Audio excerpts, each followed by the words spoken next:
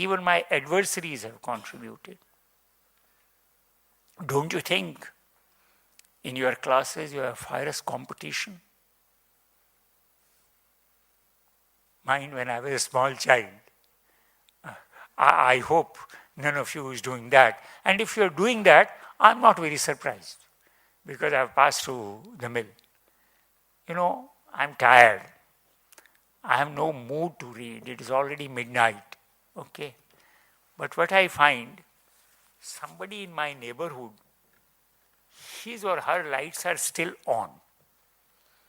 I'm a small child, right? I don't even understand what are my capacities. And what is the competition going on? No. If he claims he read up to 2 in the morning, I should read up to 2:30 in the morning. I don't know whether you have passed through or not, but I have passed through. In the library, pages have to be torn off. Please understand. Even your adversaries have contributed to you doing better in your examination. And therefore, I very strongly believe that anyone who claims that degree is his property, and similarly, if anyone claims that innovation is my property exclusively, and therefore I should have a patent on it, and therefore nobody else should be allowed to take share in that, according to me, is the greatest disservice which is being done to science and technology. And Supreme Court of India, after having denied patent, did not go to a second stage. And what was the second stage? That whether innovation should be considered to be exclusive property in the domain of one who claims it to be his or her innovation, because in that innovation everybody has contributed, surviving the future. You scientists, I'm very sure you must have read a book, beautiful book, came in 1972, publication of Oxford Press, and if I'm not wrong, the name is Toynbee, Toybe, Toynbee. Arnold Toynbee. It's a beautiful, I know you all have read, because I'm told here you have been given many lectures on sustainable development. And your Vice Chancellor has a passionate approach in developing entire edific around sustainable development. Now mine, Surviving the Future, that is the title of the book, if I correctly remember. The title of the book is Surviving the Future,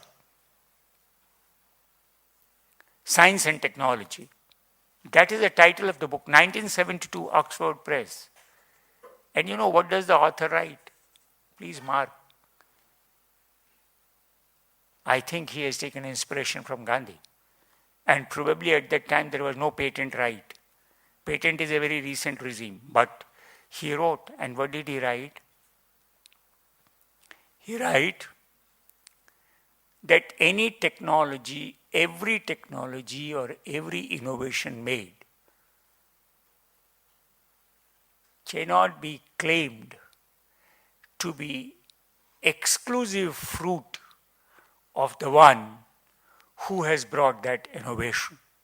Because fruit of innovation have to be shared with entire society, as it is the societal context which has motivated you, inspired you, helped you, cooperated with you, adjusted with you to come out with that innovation. And therefore the fruits of innovation should not be an exclusive domain of the innovator. And what did Gandhi say? Private property is the sin. Private property is nothing but merely a trust. Are you getting? And therefore, please mark, I come back to the theme which I was telling you, that science as a universe. And science as a universe of what? Purposes, objectives, goal, methods, processes, use, abuse, overuse of science. These all have to be properly understood. Otherwise, you are not producing science. You are producing some innovation, and that innovation may be harmful rather than useful for the society. It is very crucial. If we do not master this, I think we are going to suffer a great deal. See, when Mashelkar came and must have spoken to you, converting impossibility into possibility, what must be the theme? What should be the bottom line? This should be the bottom line. You know, my title of the talk, of course, Professor Velukar said, Science Without Humanity. But my real title of the talk was Doing Science, Taking Human Suffering Seriously, Values and Ethics, Imperative of Today, a view of a non-scientist. Now what I am saying is, science is no science if it does not take human suffering seriously. And not that great science has not been produced. What is this green revolution in this country? Entire credit goes to you scientists. But that science was for what? Begging bowl, India going. No. Today, you have surplus food. Planners and governance may be bad. That's a different part of story. But you cannot blame scientists now. Okay? So, entire green revolution was what? A response to human suffering. And the worst human suffering, hunger. Scientists fought. Not the planning commission, not the politicians, scientists. And therefore I'll be failing in my duty if I do not acknowledge that science has been used for Hiroshima, Nagasaki. If its methods and processes, mind science methods and it's not simply the purpose of science. It's not simply the purpose of science. Even the methods and processes by which you do science, these need to be examined very, very carefully. See, what are the processes? The drug you have manufactured, you are going to test it. Don't you think? Because what do you say? The epistemological values of science are what? Testability, verification. I am shutting up my mouth, sir. Testability, verification, these are all there. Okay, and therefore what you do? You test that drug. And you test that drug on what? People from underdeveloped countries. Are you getting my point? See, this country entered into fierce debate, including on the floor of the House. Parties fighting, social activists fighting, and what was that? That government of India, under family welfare or whatever, family planning, now they don't call family planning, they call it by something else. Am I right? Under that scheme, they said contraceptives will be available at the cheaper rate. Just half a minute, sir. I'm closing. That contraceptives will be available at cheaper rate or free. Because emergency experience had failed. Compulsion cannot control the population. So incentive, right? And what was the incentive? Take contraceptives, fine, very good. And it was hailed that yes, it's a very progressive step. It's a very important step. After about a year and a half, it was learned that Government of India entered into a contract with some firm in Europe who agreed to give this contraceptive at less price. Okay. I mean, price we paid, though we paid less price, at less price. And we purchased it, and Government of India's intentions I am not doubting because politicians may keep on fighting. It is for them. I am only talking of fact. Now, Government of India thought that they have done some great service because they paid less price, brought contraceptives, distributing free will help in checking the population. After about 14 or 15 months, some people found through their research that these contraceptives were adulterated, were never used in any of the European country, and that firm which had manufactured those contraceptives was going to suffer huge, huge losses. So instead of dumping in the ocean, what they did, they sold it to mination. Now, methods and processes are so important that if your methods and processes are not sensitive to ethics, morality, if your methods and processes are not, there is a great research, you must go and read. Some research was done, and where in 18th, 19th century what was told, that the skull which has been dug up, the developed skulls are skulls of European, and less developed skulls are skulls of Negroes. And who did this research? European scientists. Same research was negated toward middle of 20th century, saying no, undeveloped skulls were more fertile in wisdom and thought rather than developed skulls. And therefore, please mark, what I am saying is, culture does influence what kind of research are you going to do, right? Your methods and processes have to be very sensitive to value. Your purposes for which you are going to do science, at least in your own mind, you should be clear about the purpose, and you should have the courage to profess that purpose and contest if somebody else is going to use the same thing for some other purpose. You know why? Because this Glick, which was invented by a scientist 5 days ago, please go and read Times of India. There is an interview which that person has given.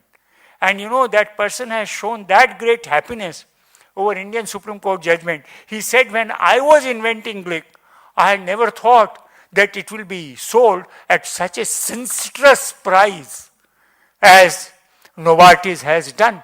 Now, please understand. And therefore, what I am saying is, I know I have somebody to monitor me, and I am very scared. And therefore, I must tell to Professor Kothari, this was my last statement. I'll only say one word. What a great day for me. What a great learning day for me. I must thank the Vice Chancellor. I must thank Professor Kothari, Professor Hande, and you all young people who, I don't know, Bruises I'm going to invite, okay? But you have heard me, you have watched me playing my bat, okay? You are all Sachin Tendulkar, and you did not say anything, so I don't know, okay? So thank you very, very much. Professor Valukar, keep on inviting me. Thank you very, very much. Thank you very much. Well, culture does influence science, and also Professor Mulchand Sharma has influenced us, and therefore you will have a lot of questions. So this session is open for comments, questions from the audience.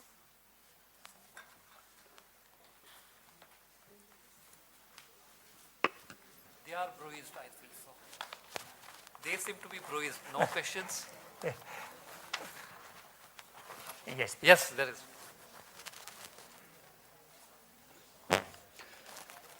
Sir, you delivered a fantastic lecture. We really enjoyed it, and it has really enlightened us. Sir, is your good name? I am Dr. Srivastava from Chemistry Department. Sir, the practitioner of science, particularly those who do basic sciences, they have some aim, but they don't know where the results, will take them. For example, you cited the example of Dr. Einstein, then that inventor of DNA, the structure of DNA, etc. They didn't have this in mind. That Einstein never thought that he was going to discover theory of relativity. However, if I draw a parallel, I keep a knife in my house, for cutting vegetables. But the knife can take someone's life if it is not used properly. So does it mean that people should not practice basic sciences? For example, as Newton third law of motion, actions and reactions are equal and opposite. Whatever we do, there is an opposite force and almost equal to that. So if I am doing something for good, definitely the same amount of harm can be created by that. So it is up to I feel, the practitioner later on, or the application that one can think of the basic sciences, probably that matters a lot. And the planner, if I remember correctly, then that time the then US government took a decision and they put a group of people, scientists and technologists, to prepare atomic bomb. So I have a feeling that later on the planners, they are to be blamed for not practicing science correctly. I would like to have your comment. If there are 2-3 questions, I'll take them together, or if you want to talk to me one-to-one, I'm willing. Let's have one-to-one. Okay, one-to-one. Professor Srivastava, I have nothing to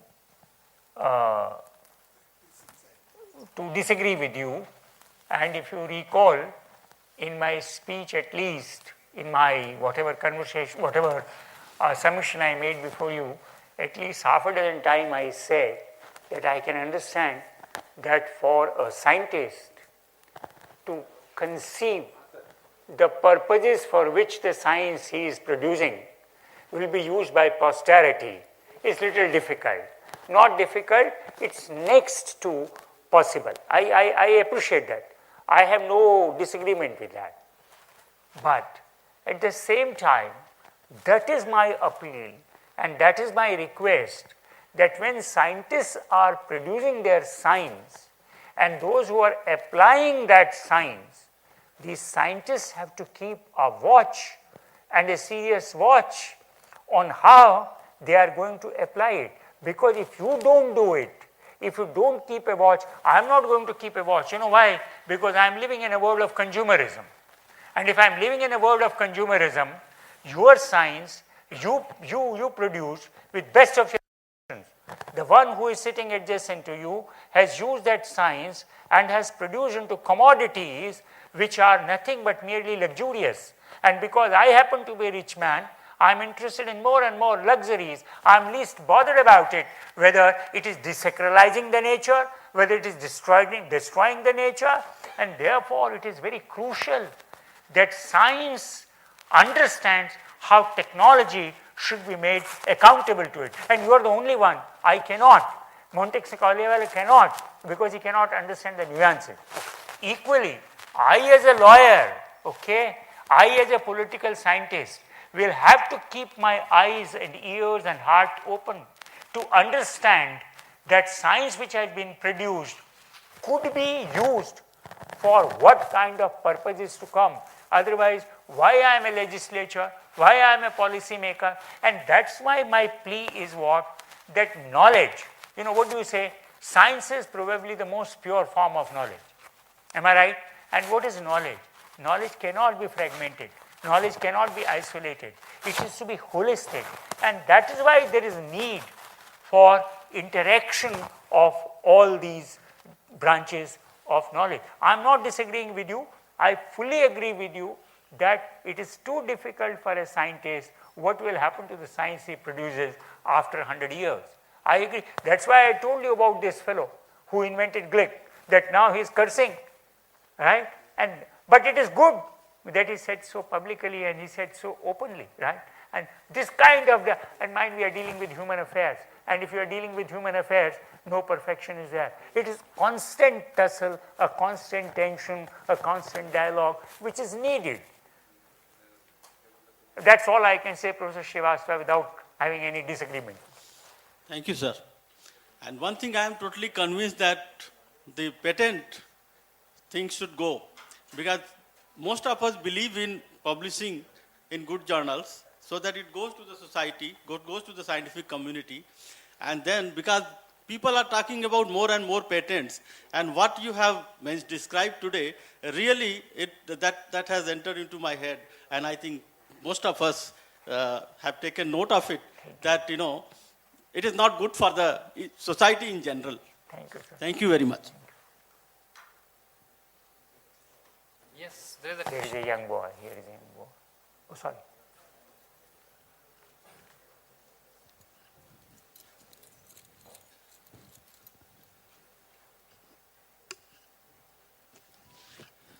So it was indeed an eye-opening lecture. Myself, Mr. Suyog Marathe, I am from Department of Chemistry. I didn't get your name, beta. Yeah, it's Suyog Marathe. Marathi. Okay. Yeah, I'm pursuing my PhD in organic chemistry from Department of Chemistry. It was indeed an eye-opening lecture, and I'm very happy a senior person like you taking a valuable time for young students like me. Thank you very much, and I must appreciate Dr. Velukar's initiative that he invited you for such a beautiful lecture. When you said about bringing adverse things which helps your life, I consider this as a Darwin's theory. Again, one of the famous pioneering scientists of the world. He often said that it's the survival of the fittest. So I consider that my studies are the survival of the fittest. Wherever I will work in my future, maybe it's a company or academic institute, it will be a survival of the fittest for an individual. If we consider a handicapped dog, he will try to search for his food during the night time because in morning he has realized that he has a broken leg.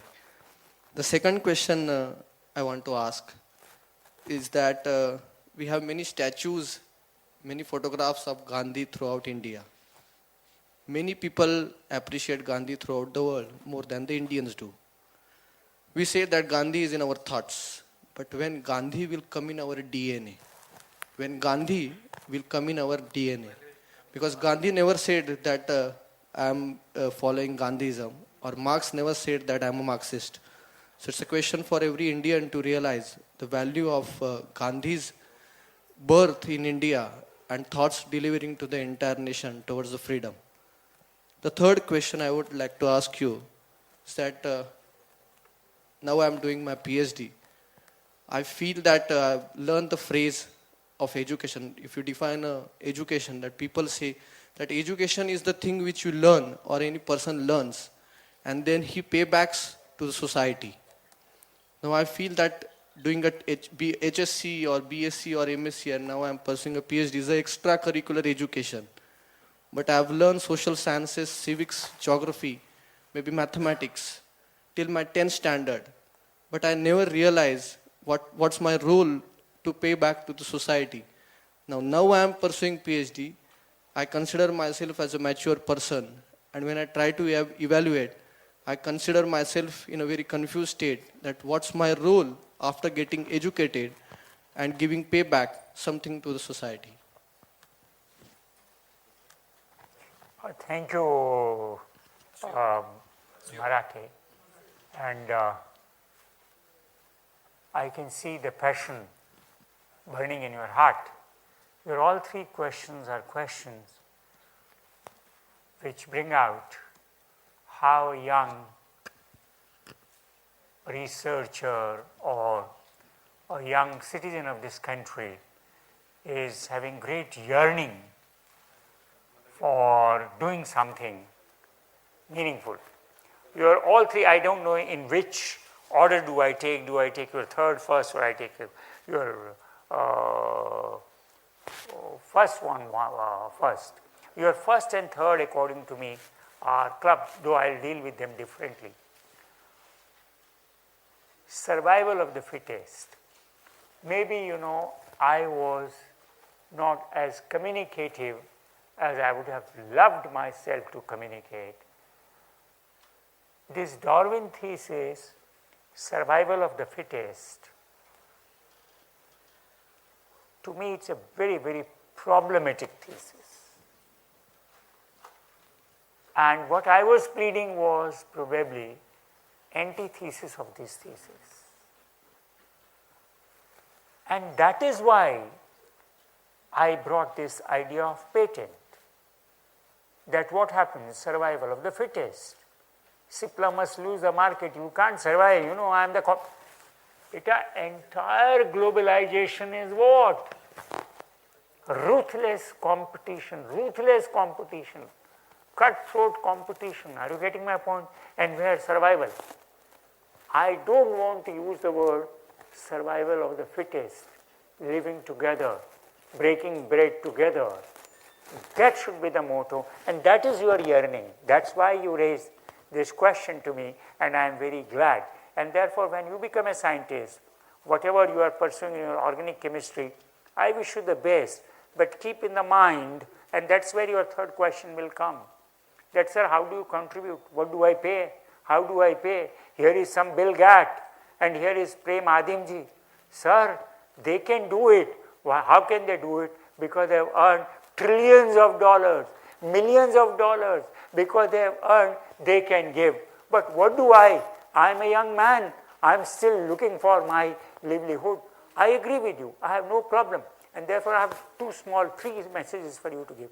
One, don't live in my age. When I was of your age, then less desire, easy satisfaction, and these were the goals, right? But today, this is not the age, and I will never suggest you to do all that. Rather, what will I say? Earn, earn, earn, and earn as much as you can. Use your both hands, use your both legs, use your heart, use your soul, use your blood, use your breath, earn and earn as much as you can earn. But my second caveat is that your means should be based on integrity. You earn maximum using methods of integrity, and once you have done that, then probably you have the locus standi to give it back. Why? Because that's what I have been telling you, that the degree which you have earned, not you have earned, there are partners with you who have earned, and therefore, once your partnership has brought the dividend, please, once your partnership has brought the profit, give them share in the profit. That is very crucial, and that is what Bill Gates and Prem Adimji or Narayan Murthy are saying, right? Now, your another second question was probably about Gandhi, and I failed to recall. What was your question? What was the bottom line of your question? Gandhi and DNA in us. Gandhi and DNA in us. Now, here I need technology. Here I need applied sciences, right? And here I want new genome to be, have I used the correct term? New genome to be prepared, right? Gandhi, see, day and night, if I see the greatest assault taking place, it is the assault on Gandhi.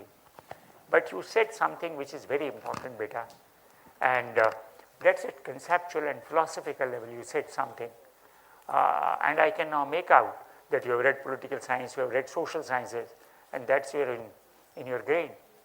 When you said Marx did not say that I am Marxist,